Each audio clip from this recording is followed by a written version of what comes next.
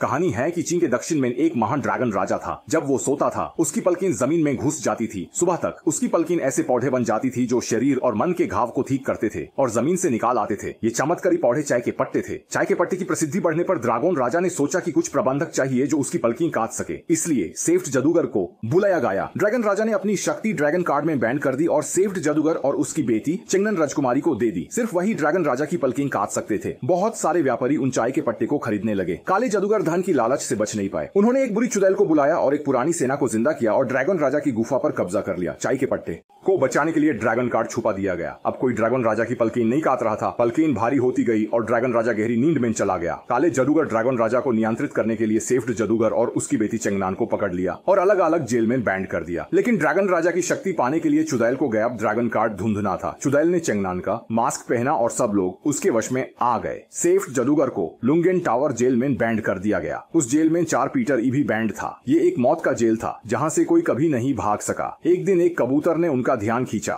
ये चिट्ठी एक भूगोल विशेषज्ञ ग्रीन ने अपने मोहरे को लिखी थी। चिट्ठी में लिखा था कि 4 पीटर आई ने उससे यूरोप का नक्शा बनाने को कहा था, लेकिन जब उसने नक्शा बनाकर वापस जाके रिपोर्ट की तो उसने देखा कि सिंहासन पर असली पीटर ही नहीं बैठा था।